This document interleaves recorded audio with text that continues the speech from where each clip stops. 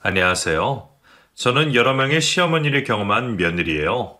일생 동안 단 한 명의 시어머니와 지내는 사람들이 대부분일 텐데, 저는 왜 이렇게 시어머니가 많은 건가 싶으시죠?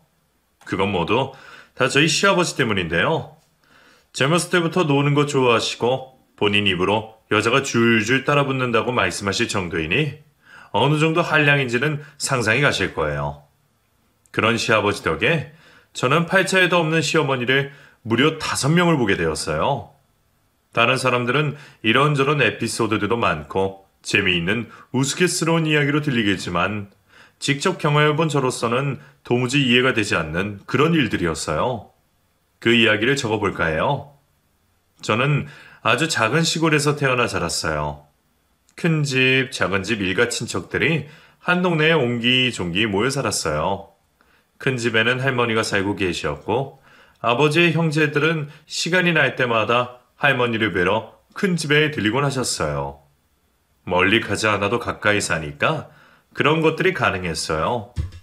할머니의 입장에서는 너무 좋은 그런 환경이었죠. 자식들이 하나같이 자기를 시시때때 봐주니 얼마나 좋으시겠어요. 거기에다가 손주들까지 줄줄이 있으니 손주들 재롱을 보느라 하루하루가 행복하다고 하셨어요. 하지만 저희는 조금 생각이 달랐어요. 너무나 자주 보다시피 하니 형제들 간의 우애가 좋을 수도 있었지만 그 반대로 너무 사소한 것까지 다 오픈이 되어버리니 비밀이란 것이 있을 수가 없었거든요. 누구 하나 뭘 하나 사 먹더라도 눈치가 보이기에 어디 여행이라도 갈라치면 모두들 다 같이 움직일 수밖에 없어서 아주 멀리는 가보질 못했어요. 간간히 사촌들과 동네 뒷산이나 가까운 개울가에 도시락을 싸들고 가는 정도였어요. 그래서 저는 어렸을 때 제가 살고 있는 동네가 너무 싫었어요. 그래서 저는 고등학교만 빨리 졸업하기를 손꼽아 기다렸어요. 졸업을 하자마자 저는 곧바로 이 지긋지긋한 시골에서 벗어날 생각이었거든요. 그래서 어머니에게도 늘 졸업을 하면 밖으로 나가겠다고 입버릇처럼 말을 했어요. 취업을 하려면 어쩔 수 없이 나갈 수밖에 없었어요. 시골이라 버스도 잘 다니지 않을 뿐더러 시간에 맞춰서 있었기에 버스를 이용해서 회사를 다닌다는 것은 힘든 일이었거든요. 그래서 저는 그것을 핑계 삼아 이야기했었어요. 드디어 그렇게 바랬던 고등학교를 졸업을 하고 저는 타지로 취업을 나가게 되었어요. 이때에도 친척들이 얼마나 입을 대던지 나이 다 찬 처녀를 혼자 자취하게 하면 안 된다. 위험해서 안 된다. 여기 있다가 괜찮은 자리 나오면 시집이나 갈 것이지. 부모 떠나서 왜 고생하려고 그러냐. 저는 정말 이런저런 말들을 하는데 스트레스를 받았어요. 부모님도 처음에는 제 의사를 존중해 주시다가 주위에서 다들 안 좋게 말씀을 하시니 걱정이 되셨는지 저더러 직장을 포기하면 안 되겠냐고 말씀도 하셨어요. 하지만 저는 끝까지 고집을 피웠고 결국 제 뜻대로 시골을 벗어나 혼자 자취를 하며 직장 생활을 할 수 있었어요. 자취방을 구할 때에도 부모님이 옆에서 이것저것 다 꼼꼼하게 다 알아봐 주시고 처음 한 달은 어머니와 함께 살았어요. 아무리 생각해도 여자 혼자 따로 산다는 것이 마음에 걸리셨던지 아버지께서 한 달만이라도 어머니와 함께 살기를 바라셨거든요. 저는 잘할 수 있다고 말씀을 드렸지만 계속 반대만 할 수는 없었어요. 제가 걱정이 되어 하시는 말씀인데 제 고집만 피울 수는 없었어요. 어머니와 함께 생활을 하는 한 달 동안 저는 너무 좋았어요. 늘 바글바글 대는 곳을 벗어나 조용한 곳에 있다 보니 마음이 편안해지는 것 같았어요. 가까운 곳에 큰 시장도 있어서 어머니와 주말마다 그곳에 가서 천을 떼다가 어머니가 커튼도 만들어 주시고 행주랑 걸레도 만들어 주셨어요. 어머니는 예전부터 바느질 솜씨가 좋으시고 손이 빨라서 한자리에 앉아서 여러 개는 금방 만드시는 재주가 있으셨거든요. 그리고 어머니는 반찬 만드는 것도 가르쳐 주시고 짧으면 짧고 길다면 긴 한 달 동안 저에게 뭐라도 하나 더 가르쳐 주시려고 했어요. 그렇게 한 달이란 시간이 흘렀고 어머니는 시골로 다시 내려가셨어요. 그리고는 한 달에 2번씩 반찬을 보내주셨어요. 혼자 살다 보니 집에서 음식을 해먹을 일이 별로 없었던 저는 어머니가 보내주시는 반찬을 소분해서 냉동실에 넣어놨다가 꺼내어 먹곤 했어요. 나중엔 그것조차도 하기 귀찮아서 버리는 날들이 많아졌어요. 고생하며 만든 음식을 버리게 되니 너무 죄송해서 저는 혼자 먹을 거니 조금만 보내달라고 해도 어머니는 시골에서 많은 양의 음식들을 만들어 먹었던 습관이 있던 터라 조절이 잘 안 되시는지 항상 많이 보내주시며 직장에도 가져가서 같이 나눠 먹고 주위에 자취하는 친구가 있으면 같이 나눠 먹으라고 말씀하셨어요. 겨울에는 김장김치를 담궈서 보내주시고 곰탕도 끓여서 보내주시고 제가 자취 생활을 하는 동안 어머니가 저보다 더 많은 고생을 하셨어요. 그렇게 몇 년의 직장 생활을 하고 저는 같은 회사에 다니고 있는 남편을 만나게 되었어요. 저보다 나이는 꽤 많지만 워낙 동안이라 겉으로 봤을 때에는 동갑이라고 말을 해도 다들 믿을 만한 그런 얼굴을 가진 남자였어요. 남편도 저와 같이 타지에서 홀로 올라와 자취 생활을 하고 있었어요. 저는 어머니가 음식을 보내주실 때마다 남편에게 전해주었고 남편은 그것이 고마워서 저에게 또 보답을 해주다가 저희는 서로에게 호감이 가기 시작했어요. 누구보다 밝고 성실했던 남편은 직장 생활을 하는 동안 단 하루도 쉰 적을 본 적이 없었어요. 체력이 좋은 것인지 면역력이 좋은 것인지 아님 아파도 꿋꿋하게 나오는 것인지는 알 수는 없었지만 여하튼 아파서 쉰 적도 본 적이 없었어요. 그런 남편에게 더욱 빠졌던 저는 이 남자라면 제 인생을 걸고 같이 살아도 되겠다는 생각이 들었고 결혼까지 결심하게 되었어요. 남편 역시 저의 성실한 면이 좋았다고 말했어요.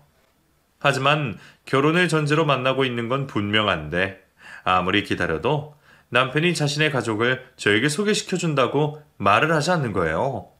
저는 저와 결혼할 마음이 없어진 건가 이런 생각까지 들 정도였어요. 주위에서 결혼을 언제 하냐고 물어봐도 그저 웃기만 할 뿐이었어요. 저는 그런 남편의 행동을 보면서 속이 상했고 서운한 마음이 들었어요.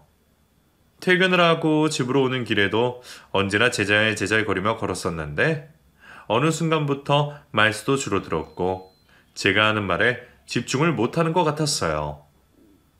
그날도 퇴근을 하고 집으로 가는 길에 붕어빵을 팔고 있는 포장마차를 지나치게 되었어요. 저는 날씨도 너무 춥고 따뜻한 붕어빵 냄새가 제 거를 확 자극하기에 남편에게 붕어빵을 사 먹자고 이야기를 했지만 대답이 없었어요. 제가 옆구리를 찌르며 한 번 더 물어봤을 때 그제서야 대답을 하고는 붕어빵을 사러 포장마차 안으로 들어갔어요. 2,000원치를 사서는 둘이 먹으면서 걷다가 남편이 갑자기 걸음을 멈췄어요. 그리고는 저에게 할 말이 있다며 자신의 집에 잠깐 들렀다가 가면 안 되겠냐고 물었어요. 저는 알겠다고 대답을 하고는 남편의 자취방으로 들어갔어요. 왜? 요즘 무슨 일 있어요? 그게 사실 왜? 무슨 일인데요? 어떻게 이야기를 꺼내야 될지를 몰라서 고민을 많이 했었어. 우리 결혼 이야기예요? 사실 우리 집에 문제가 하나 있어.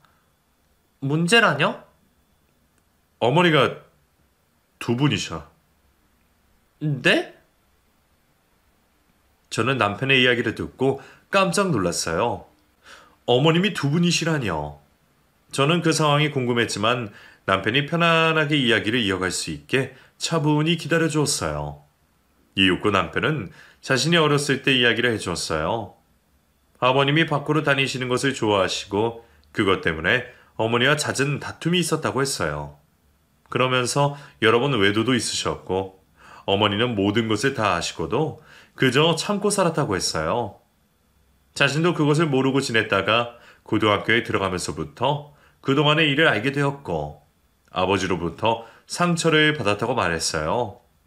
그 뒤로 어머니에게 이혼을 하라고 말을 했지만 어머니는 벌써 수십 년을 이렇게 살았기에 아무렇지 않다는 듯이 자식만 바라보며 지금처럼 살면 된다고 말씀하셨대요. 그 옛날 어머님들은 왜 그런 대우를 받고도 이혼을 안 하고 사셨는지 알 수는 없지만 남편의 이야기를 들으니 가슴이 답답해져 갔고 남편이 안쓰러워 보였어요.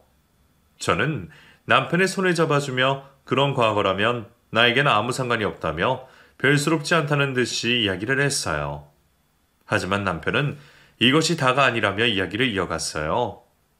지금 현재에도 아버님은 조강지처의 어머님과 함께 결혼 생활을 하고 계시면서 다른 여자와 함께 이중 생활을 하고 있다고 말했어요. 네? 놀랐지? 어떻게 그렇게 지낼 수가 있어요? 한 집에 두 어머니가 함께 산다고요? 아니, 왔다 갔다 하시면서 살고 계셔. 날 낳아주신 어머님 집이 본집이 되는 거지. 네? 어떻게 이혼을 하고 사시는 것도 아니고. 이제는 하도 오래돼서 세 분은 익숙하신 모양이야. 나 역시 이제 이런 생활에 익숙해져 가고 있고 우리 집에 인사드리러 가기 전에 미리 이야기하는 거야.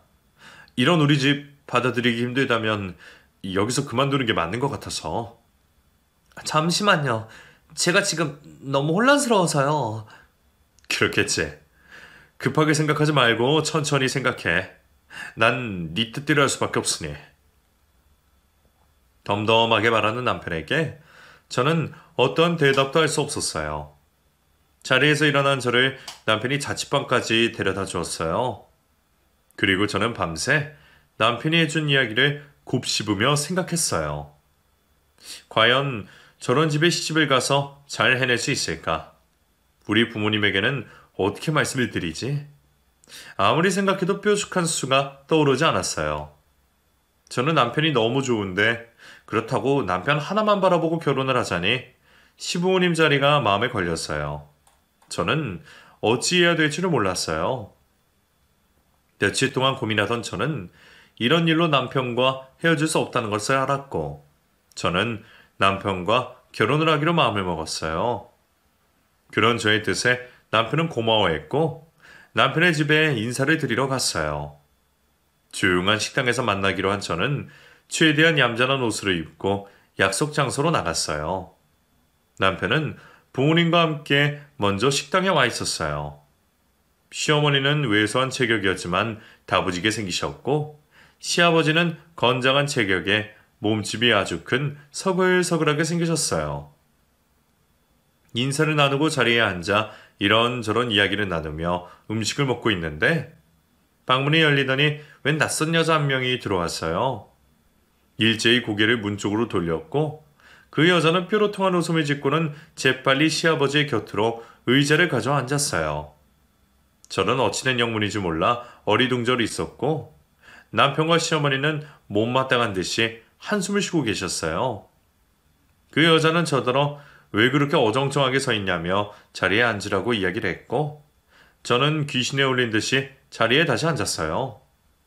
자신의 수저가 없다고 말을 하는 그 여자에게 자연스레 시아버지는 수저를 챙겨주었고 그 여자는 시아버지에게 팔짱을 끼며 생글생글 웃으며 음식을 먹었어요. 저는 그 여자가 남편이 말한 그 여자인 것을 알 수 있었어요. 두 분의 어머님 중 한 분이셨던 거죠. 당신이 얘기했어요? 형님, 내가 못 올 때라도 왔어요? 여기가 어디라고 자네가 와? 왜요? 아들이 결혼할 여자 얼굴 보여주는 자리 아니에요. 그럼 나도 당연히 있어야지. 글쎄, 자네가 왜? 여기 자네 아들이 어디 있다고? 형님, 그렇게 말하면 섭섭하죠. 형님 아들이면 내 아들이나 다름없지. 당장 나가지 못해? 싫어요. 나도 가족인데 왜 나만 빼고 매번 이래요?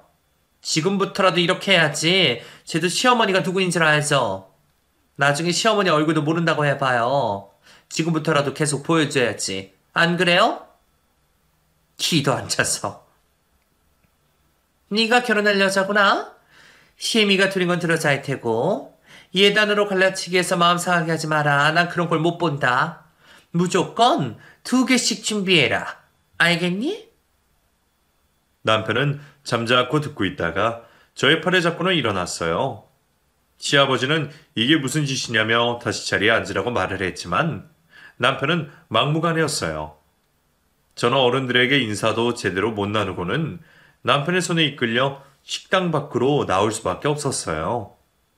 남편에게 이끌려 한참을 걷다 보니 어느 공원 앞에 와 있었고 남편은 그제서야 한숨을 내쉬며 제 손을 놓아줬어요. 어찌나 제 손을 꽉 잡고 있었던지 제 손목이 빨갛게 달아올랐어요. 그런 제 손을 보고 남편은 미안하다고 말을 하며 이 결혼은 없던 것으로 하자고 말했어요. 저는 도대체 왜 그러냐, 내가 몰랐던 것도 아니고 내가 할 수 있다고 선택한 것인데 왜 함부로 번복을 하냐며 화를 냈어요. 남편은 저에게 자신의 치부를 다 보이는 것 같아 부끄럽고 수치스럽다고 말을 했어요. 저는 그런 남편의 마음도 이해가 가지만 그렇다고 어렵게 결심한 결혼을 물을 수는 없었어요. 저는 다 이해한다며 남편을 다독이는 방법밖엔 할 수 있는 것이 없었어요. 며칠 뒤 직장에서 일을 하고 있는데 시어머니로부터 연락을 받았어요. 저희 직장 근처에 있으니 괜찮으면 얼굴을 보며 이야기를 했으면 좋겠다고 말씀을 하셨어요. 저는 시어머니를 만나러 갔고 시어머니는 너무나 미안해하는 표정으로 저에게 그날 일에 대해 사과를 하셨어요. 그러면서 자신들의 일 때문에 아들이 곤란한 일을 겪는 것은 원치 않는다며 결혼을 하면 자기들은 신경도 안 써도 된다며 해가 되는 일은 없을 거라고 말씀하셨어요. 그 일이 있고 며칠 뒤 저는 남편을 데리고 저희 집이 있는 시골로 내려갔어요. 제가 결혼할 남자를 데리고 온다는 소식에 다들 눈이 빠져라 저를 기다리고 있었다고 했어요. 어머니는 아직 결혼도 하지 않았는데 사이가 온다면서 큰 집에서 닭을 잡아 푹 고았고 아버지 역시 당금줄을 챙겨놓으셨어요.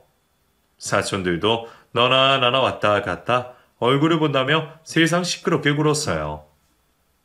저는 제일 먼저 큰 집에 있는 할머니에게 남편을 소개시켜드리고 큰 집에서 거하게 저녁 식사를 했어요.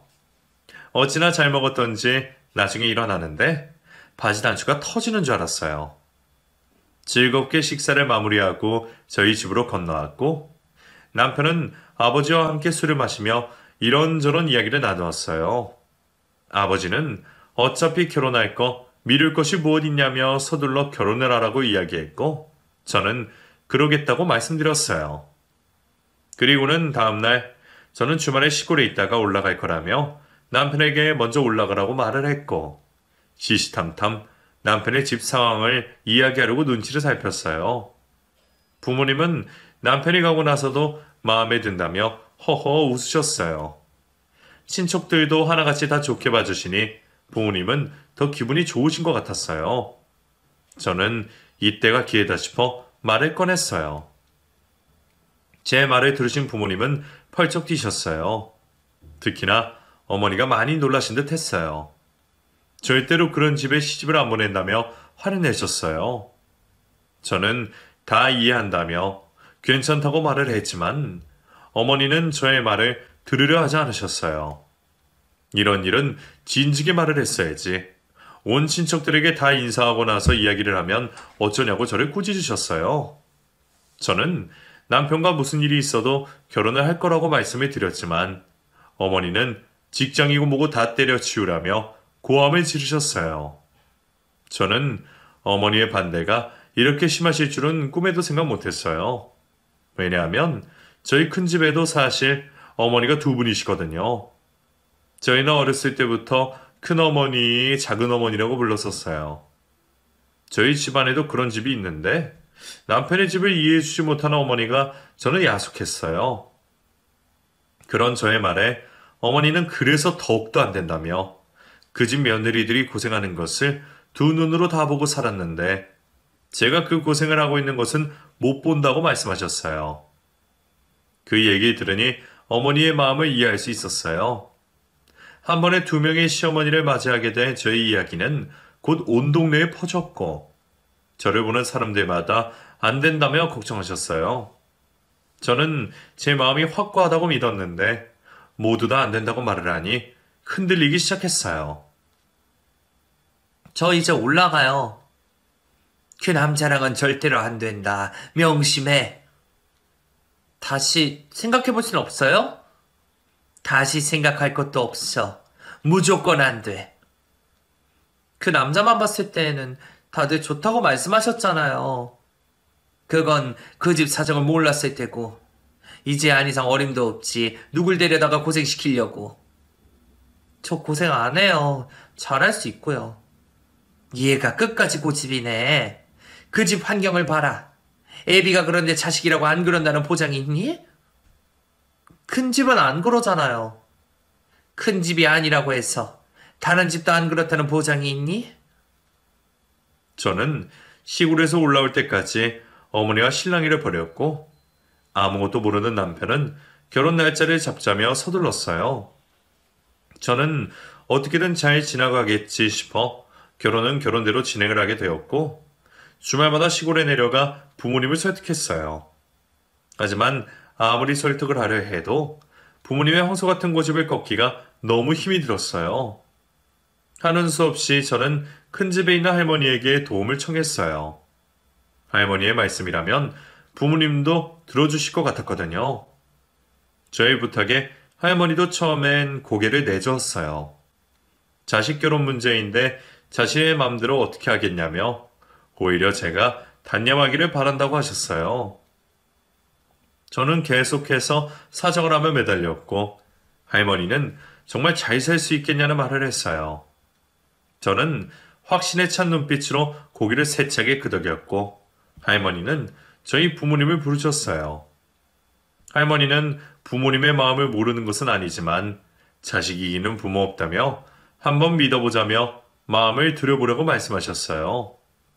아버지는 그런 할머니의 말씀에 조금 마음을 움직이셨지만 어머니는 안 된다며 난리 법석이셨어요. 하지만 어머니 혼자 계속해서 고집을 피울 수도 없었고 결국 저에게 두 손 두 발 다 들으셨어요. 저는 우여곡절 끝에 남편과 결혼을 할 수 있게 되었어요. 남편은 저와 결혼을 하고 나서야 저희 집에서 이 결혼에 반대했다는 것을 전해 들었어요. 왜 자기한테 미리 말하지 않았냐며 혼자 고생을 하게 된 것 같아 미안하다고 말을 하면서 앞으로 정말 잘하겠다고 말했어요. 저는 결혼을 준비하면서 될 수 있으면 친정 부모님의 도움 없이 결혼을 준비하려 했고 혼수 준비로 양쪽 시어머니들 사이에서 난감한 일이 많이 생겼지만 중간에서 남편이 현명하게 해결해 줬기에 무난히 지나갈 수 있었어요. 결혼을 하고 저희는 시부모님과 함께 생활을 했어요. 말이 시부모님과 함께 사는 것이지 시아버지는 워낙 왔다 갔다 본인 마음대로 사시는 분이라 시어머니와 함께 살고 있는 것 같았어요. 시어머니는 여지껏 혼자 외롭게 지내시다 며느리가 들어와서인지 저와 무엇이든 함께하고 싶어 하셨어요. 특히나 시장에 같이 나가 구경을 하고 맛있는 것을 먹는 것을 좋아하셨어요. 저희 동네에는 일주일에 2번씩 시장이 열렸는데 그때마다 저는 어머님과 함께 시장에 나갔어요. 그날도 시어머니와 함께 시장에서 이것저것 구경을 하고 있었어요. 그날은 시장 한 중간에서 옷을 한 보따리 다 풀어 헤쳐놓고선 싼값에 옷들을 팔고 있었어요.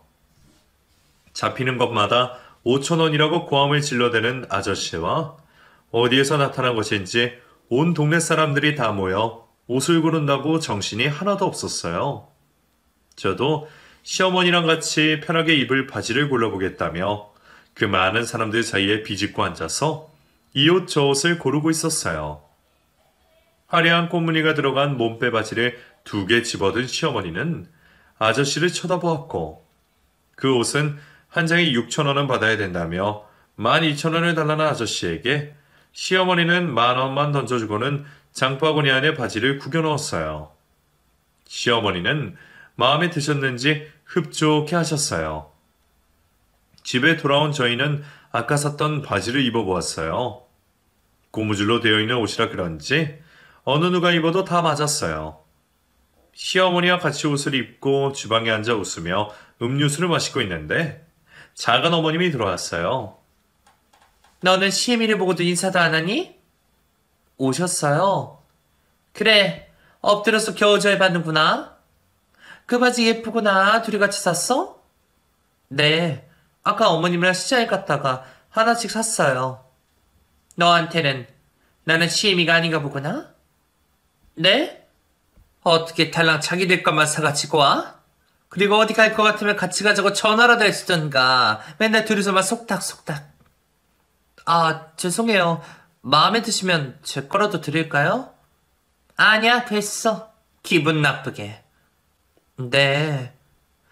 어디 가면 어디 간다고 말은 하고 다녀라. 그래야 내가 헛걸음을 안 하지. 오늘 벌써 몇 번째 이 집에 오는 건 줄 아니?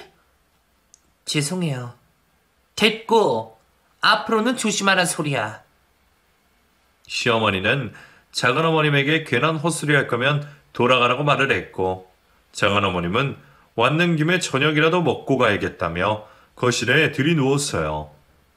저는 난감해했고, 시어머니는 혀를 끌끌 차시며 방으로 들어가셨어요. 저도 눈치를 살피다가 방으로 조심히 들어왔어요. 저녁이 되었고, 무엇을 만들어서 먹을까 냉장고 문을 열었어요. 시장에서 사온 고등어를 굽어야겠다고 생각한 저는 고등어를 꺼내어 채반에다가 올려놓았어요. 그리고는 다른 야채들을 꺼내서 손질을 했어요. 그 사이 두 어머님이 주방을 들어오셨고 채방에 올려진 고등어를 보고 한마디씩 하셨어요. 시어머니는 저처럼 노릇노릇하게 굽어서 먹으면 맛있겠다고 말씀하셨고 작은어머님은 무슨 소리 하냐며 요즘 무맛이 잘 들었다며 물을 나박하게 썰어놓고 졸여 먹으면 되겠다고 말씀하셨어요. 저는 양쪽 어머님의 말 중에 어떤 걸 해야 하나 멍하니 서 있었어요. 시어머니는 조림이 먹고 싶으면 자기 집에 가서 먹으면 될 것을 왜 여기 와서 트집을 잡냐며 당장 나가라고 말을 했고 작은어머님 역시 그동안 며느리 밥은 혼자 다 먹지 않았냐며 나도 며느리 밥 좀 얻어먹자는데 너무 그러지 말라며 지지 않으셨어요. 저는 어떻게 할까 고민을 하다가 하는 수 없이 몇 마리 되지 않은 고등어를 반은 굽고 반은 조림을 했어요. 한 번만 해도 될 일을 저는 두 어머님의 기싸움 때문에 두 번 하는 일이 종종 생기게 되었고 저는 어느 편에도 설 수가 없어서 난감했어요. 몇 년 동안 두 시어머니는 많이 싸우셨어요. 특히나 작은 어머님이 집에 오시기만 하면 늘 대화의 끝은 싸움이었어요. 특히나 작은 어머님은 아버님이 집에 들어오시지 않고 자신의 집에서 자고 갈 때마다 그 다음날 시어머니에게 와서는 염장을 지르셨어요. 어제 끓여준 된장찌개가 제일 맛있다고 그러며 밥을 두 그릇을 먹었다는 둥. 시어머니는 몇십 년을 살아도 손맛이 없어서 음식 맛이 별로라는 둥. 이런저런 이야기를 해가며 시어머니의 화를 돋구셨어요. 제가 볼 때에는 여기나 저기나 시아버지 하나를 두고 사는 똑같은 팔자인 것 같은데 두 분은 아니었던 모양이에요. 서로의 기나긴 싸움으로 결국엔 두 분 다 시아버지와 헤어지게 되셨어요. 어느 하나가 그만두면 끝날 것이라고 생각했는데 시아버지는 두 분 모두에게 헤어지자고 말을 했고 두 어머님은 시아버지의 입에서 그런 소리가 먼저 나왔다는 것에 불쾌해하며 이혼을 하셨어요. 그리고 무슨 이유가 있는 것인지 두 분 다 나타나지 않으셨어요. 작은 어머님은 그러다 치더라도 시어머니는 자식이 있는데 어쩜 그리 연락을 한 번 안 하셨는지 알 수가 없었어요. 어머님들과 헤어진 시아버지는 홀로 자유롭게 사셨어요. 친구들이랑 여행을 가고 싶으면 당일이라도 떠났고 걱정할 것 하나 없이 자유로운 영혼이셨어요. 저 역시 이제는 시집살이에서 해방이 되는가 싶었어요. 그동안 한 명도 아닌 두 명의 시어머니를 모시고 사느라 제대로 여행다운 여행도 못 다녀보고 살았거든요. 이제라도 남편과 같이 여행을 다니며 살아야겠다고 생각을 했어요. 하지만 얼마 가지 못해 시아버지는 새로 만나는 여자를 집으로 데리고 오셨어요. 이번에는 누가 봐도 나 좀 꾸밀 줄 아는 여자다라는 것이 눈에 보일 정도로 화려하게 치장하는 것을 좋아하는 여자였어요. 저는 기가 차지도 않았어요. 헤어진 지 얼마나 됐다고 벌써 다른 여자를 집으로 데리고 오다니. 남편은 그런 시아버지를 거들떠도 보지 않았고 없는 사람 대하듯이 대했어요. 하지만 저는 차마 남편처럼 하지는 못하겠고 어른처럼만 대해주자 생각했어요. 이번 어머님은 제가 모시기가 너무나 편했어요. 아침에도 늦게 일어나서는 커피 한 잔을 마시면 끝이었고 시아버지와 같이 반나절 어디 나갔다가 집에 들어와서는 저녁 먹으면 방에 들어가기 바빠서 저와 얼굴을 마주할 일이 별로 없었어요. 그리고 어머님은 저에게 관심조차 없었어요. 저는 그 점이 너무 좋았어요. 두 분은 나이 70을 바라보는 나이에 뭐가 좋으신지 히히낙낙거리셨어요. 젊은 저희 부부보다 오히려 더 인생을 즐기시는 것 같았어요. 몇 달이 지나고 시장에 갔다가 집에 돌아온 저는 쑥대밭이 된 집으로 보고 깜짝 놀랐어요. 서랍장마다 모두 다 열려 있었고 온 바닥에는 잡동사니들이 굴러다녔어요. 놀란 저는 다급하게 경찰에 신고를 했어요. 도둑이 들었다고 생각을 했거든요. 뒤이어 시아버지와 남편도 들어왔어요. 제가 본 상황을 설명을 하고 있는데 시아버지가 경찰들을 돌려보냈어요. 저는 도둑이 들어서 확인을 해야 한다며 말을 했지만 시아버지는 그럴 필요가 없다고 말했어요. 멍해진 표정으로 시아버지를 쳐다봤고 어머님이 범인이라고 말씀하셨어요. 어머님은 몇 달 동안 시아버지와 지내면서 집안 곳곳에 뭐가 있는지 눈여겨봤다가 집에 아무도 없을 때 들어와서 모조리 들고 나간 것이었어요. 시아버지가 보관하고 계셨던 현금과 금은 물론이고 저희 부부의 예물까지도 홀라당 다 가져가 버린 거죠. 저는 다리에 힘이 풀려서 주저앉았어요. 남편은 시아버지에게 꼴 좋다며 어디서 그런 여자를 데리고 와서는 집을 이렇게 만드냐며 소리를 질렀고 시아버지는 자신에게 막대하는 아들에게 소리를 질렀어요. 서로에게 상처만 주는 말로 싸우던 두 사람은 짖은 것인지 어느 순간 조용해졌고 저는 계속 멍하니 앉아 있었어요. 그런 저에게 남편은 미안하다며 다시 더 좋은 것으로 사주겠다고 약속을 하며 저를 데리고 방으로 들어왔어요. 그리고는 어질러진 집안을 정리하기 시작했어요. 그 모습을 보는데 저는 눈물이 흘렀어요. 사기를 당하고 싶어서 당하는 건 아닐 테지만 이 상황이 제일 답답한 건 남편일 테니까요. 그렇게 세 번째 어머님과도 헤어지게 되었고 여자에게 사기를 당해서 정신을 차릴 줄 알았던 시아버지는 여전히 다방에 다니며 여자들과 희낙낙거리며 한량처럼 지내졌어요. 다 늙은 노인네를 누가 좋아한다고. 시아버지는 그 여자들이 정말 자신을 좋아한다고 믿고 있었어요. 그러던 중 시아버지는 또 다른 여자를 데리고 오셨어요. 저는 도대체 언제까지 데리고 오실 건지 궁금해지기 시작했어요. 이쯤 되면 아마 돌아가시기 전까지도 어머님을 모시고 올 것 같았어요. 저는 이번에도 몇 달 살다가 그냥 지나갈 사람 굳이 잘해줄 필요도 관심을 줄 필요도 없다고 생각했지만 이번에 오신 분은 지금까지 시아버지가 데리고 오신 어머님들 중에 가장 순수하신 분이셨어요. 말씀도 조곤조곤 하시고 언제나 웃고 계셨어요. 시아버지 때문에 이 세상의 온갖 성향의 시어머니는 다 만날 것 같았어요. 저도 예전과는 마음이 많이 달라졌고 곧 있으면 갈 사람이라는 생각이 들어서인지 새로 오신 어머님에게 살갑게 대하지 않았어요. 그런 제 모습에 어머님은 제 눈치를 살피신 것 같았어요. 제가 그동안 봐왔던 여느 분들과는 달랐어요. 어머님은 정말 시아버지와 잘해보고자 마음을 잡고 들어오신 것 같았어요. 저를 진정으로 아껴주는 것이 느껴져 저 또한 어머님을 시어머님처럼 대해주었어요. 저는 이분과는 오랫동안 관계가 이어져 갔으면 좋겠다고 생각했어요.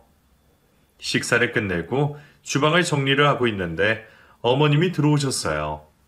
어머님은 저와 차 한 잔을 함께 하고 싶다고 말씀하셨고 저는 어머님에게 녹차를 하나 타드렸어요.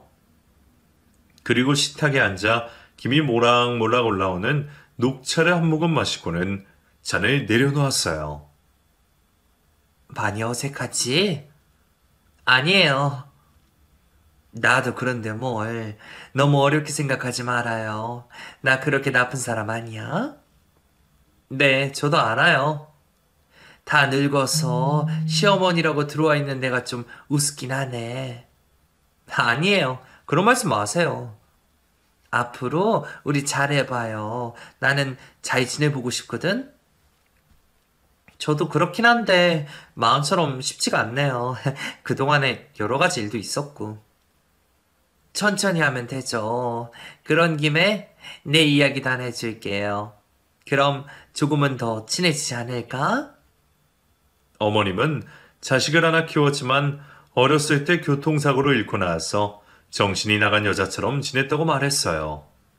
그걸 옆에서 지켜보던 남편마저 힘이 든다며 떠나버렸고 그 뒤로 어머님 혼자 사셨다고 말씀하셨어요. 얼굴이 고와서 고생은 안 하셨을 것 같은데 그 이야기를 들으니 마음이 괜히 짠해졌어요. 그래서 어머님에게 더 잘해드리려고 노력을 했고 서로에게 노력을 하다 보니 어머님과 저는 트러블이 없었어요. 저는 이분이라면 시아버지와 끝까지 가실 수 있겠다는 생각이 들었어요. 하지만 너무나 착하시고 순수하셨던 어머님에게 시아버지는 금방 진료하셨어요. 몇 달이 가지 않아 다른 여자와 또다시 불이 붙었고 어머님이 집에 있으신 데에도 불구하고 집을 들락날락 거리셨어요. 끝까지 자리를 지키려고 하셨던 네 번째 어머니마저 그런 시아버지에게 학을 떼고 나가버리시고 시아버지는 바람난 그 여자와 몇 달가량을 즐기셨어요. 70이 넘은 시아버지는 여전히 본인이 청춘인 줄 아시고 다니시고 제 버릇 어디 못 준다고 또 금방 실증이 난 시아버지는 그 여자와 헤어지게 되었고 한동안 잠잠했어요. 십몇 년 동안 무려 5명의 시어머니를 만나게 된 저는 이제는 시아버지도 연세가 있으시니 더 이상은 없겠지 싶었어요. 이제 자신의 몸을 움직이는 것도 힘에 부칠 나이인데 또 뭔가가 더 있다면 저는 기절할지도 모른다고 생각했어요. 여자가 없으면 안 되는 병이 있다든지 귀신이 붙었다든지 그런 게 아니고서야 말이 되지 않았어요. 하지만 그 말이 되지 않은 일을 저희 시아버지는 끝내 하시고 마셨어요. 자신의 남은 인생 중에 마지막 여사라며 저희에게 소개를 시켜주고 싶다고 말씀하셨어요. 남편은 절대로 데리고 오지 말라며 이번에 데리고 오면 절대로 참지 않겠다며 부자 관계를 끊겠다며 화를 냈어요.